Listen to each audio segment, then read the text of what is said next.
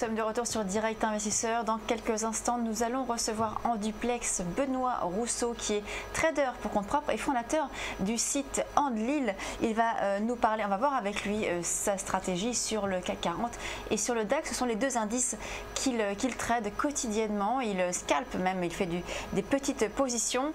Alors Benoît, vous êtes en duplex avec nous, bonjour. Bonjour Lucie. On parle ce matin pour commencer du CAC 40. On a un CAC 40 qui est dans le vert ce matin, à l'instar de la séance d'hier où le CAC 40 en fin de journée a accéléré. Est-ce que vous pensez qu'on va rester sur une hausse aujourd'hui par exemple sur le CAC 40 ou est-ce qu'un repli est à attendre ? Alors pour moi, comme hier, j'ai une tendance haussière sur les marchés. Donc je pense qu'on peut encore monter un petit peu sur le CAC 40 en sachant que les 4250 points seront quand même une barrière assez efficace. 4250, 4260, là je vous montre un petit peu.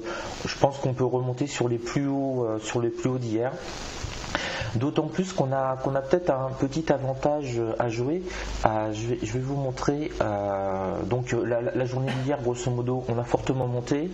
Et puis on a eu les États-Unis qui ont ouvert un petit peu à 15h30 en baisse et ça a fait fléchir de manière extrêmement rapidement tous les indices européens qui ont quasiment perdu 2%, le DAX, le CAC 40, et ils se sont repris en fin de séance avec la fin de séance after market jusqu'à 22h avec le rebond des indices américains. Mais c'est ça qui est intéressant de voir, c'est qu'on était aux environs, là vous voyez, au moment où je vous parle, on va venir taquiner les 4250. On était sur les 4250, 4260 quasiment toute la journée hier. Au moment où Wall Street, donc là je vous mets Wall Street, était aux environs de 17 800 points. Wall Street a énormément baissé et pour l'instant Wall Street, les futurs de Wall Street, s'ils reviennent sur les cours d'avant-hier, ils ont encore une cinquantaine de points, 60 points à prendre, chose qu'on a quasiment déjà anticipé sur les indices français, sur les indices allemands. Donc pour une fois, on a finalement une baisse de Wall Street qui a fait chuter les indices européens, mais on a récupéré déjà toute la baisse et Wall Street n'a pas encore rebondi.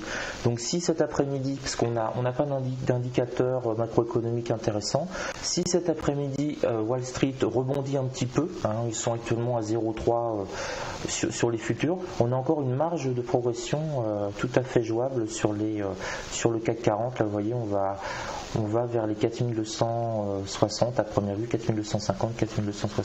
Donc là, vous avez quel objectif par exemple sur le CAC ?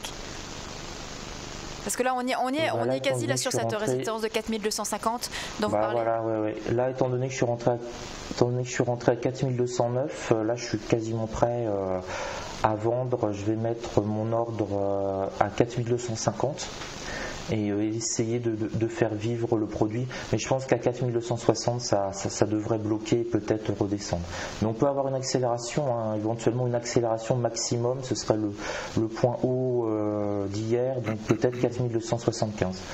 Donc là je suis rentré à 4209, on est à 4256, je vais assurer 40 points, donc je vais mettre mon stop à 4249 et je laisse éventuellement monter. Mais là, Benoît, ce sera peut-être on assiste avec vous à une accélération là en direct du CAC 40. Là, on vient de prendre 6-7 points en même pas une minute. Est-ce que vous avez pris une position là sur l'accélération ou pas? Non, parce que je vous parle. C'est difficile de faire deux choses à la fois. Par contre, j'ai mes positions en cours donc qui progressent pas mal. Ce que j'aimerais vous montrer quand même, c'est on a une configuration graphique qui est quand même extrêmement intéressante. Là je vous le mets sur CAC 40, c'est valable sur tous les indices européens. On a une formation depuis début décembre d'un triangle. C'est une formation assez classique techniquement en bourse, mais elle a un très très gros potentiel à mon avis. Donc vous voyez, si on prend les points hauts, je vais essayer de vous le tracer. Donc si on prend les points hauts par exemple sur le CAC 40 et si on prend les points bas sur le CAC 40, on voit que là on commence à avoir une formation d'un triangle intéressant. On a rebondi pile dessus, on a été chercher quasiment le plus haut du triangle en formation, on redescend. Et donc là, ça explique aussi la nervosité que l'on a sur les marchés, parce qu'on a comme ça des flèches rapides, des bougies comme ça très rapidement de 10, 15, 20 points en quelques minutes, voire 30, 40 points. C'est parce qu'on commence finalement à avoir de plus en plus de nervosité et ce triangle, je ne suis pas le seul à l'avoir repéré bien entendu, il y a de plus en plus d'intervenants qui sont dessus et on commence à être un petit peu nerveux parce que comme le triangle commence à se rétrécir, si vous voulez, c'est un petit peu comme une bouteille de champagne, on a la pression qui s'accumule et on est tous finalement à guetter une cassure, alors dans un sens ou dans un autre, de ce fameux triangle qui permettrait d'avoir une accélération, notamment avec le déclenchement des ordres stop. Donc essayez de vraiment surveiller ça. Si par exemple on casse ce triangle par le haut, ce qui est à première vue le scénario, on pourra avoir une très grosse accélération et si éventuellement on le casse vers le bas, on pourra descendre à nouveau par exemple vers les 4000 points.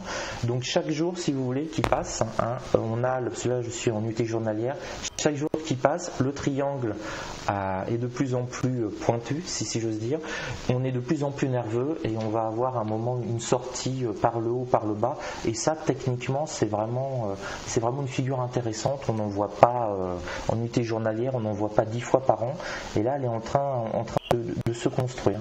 Donc on pourrait éventuellement voir, si on n'a pas une cassure rapide au-dessus des 4275, qu'en arrivant en haut de cette bougie, on pourrait peut-être redescendre à nouveau et pour la prochaine unité journalière, et à nouveau on aurait notre triangle qui va se resserrer petit à petit. Et quand on a cette configuration, de toute façon, ça va partir dans un sens ou dans un autre, mais de manière très violente. Donc si vous avez des positions de swing, être très prudent, et si vous faites du day trading, c'est vraiment ça qu'on essaye de surveiller quasiment heure par heure, si jamais on a une rupture violente de ce canal. Donc là, vous estimez qu'on... Ça paraît vraiment le bon coup à jouer pour le mois de janvier. Donc là, vous estimez qu'on va toucher la borne haute du triangle pour peut-être rebaisser ensuite. Vous ne pensez pas qu'on puisse finalement, comme vous dites tout à l'heure, rebondir et peut-être atteindre les 4270 ? Non, le haut du canal là est aux environs de 4275. À partir de ce moment-là, si vous voulez, à 4275 très précisément, où on a un risque de redescendre pour rester à nouveau dans ce canal, une forme de triangle d'indécision, si vous voulez. Finalement, depuis le début de l'année, on ne sait pas trop ce que l'on doit faire. Par contre, si on a une rupture, si on passe à 4280, 4285, on va avoir une accélération haussière et on sera très rapidement à 4302, 5 et on peut peut-être accélérer jusqu'à 4350 sur 24 ou 48 heures. Donc en fait c'est des techniques de rupture de triangle, c'est-à-dire qu'on va placer un ordre, donc là si le triangle est environ 4275, on va passer un ordre d'achat automatique à 4285 par exemple, et si on l'atteint, normalement comme on ne sera pas les seuls sur ce coup-là, on risque d'avoir une montée, une accélération violente, la bougie risque de prendre 10 ou 15 points et d'aller buter rapidement sur les 4300, voire remonter beaucoup plus en fait.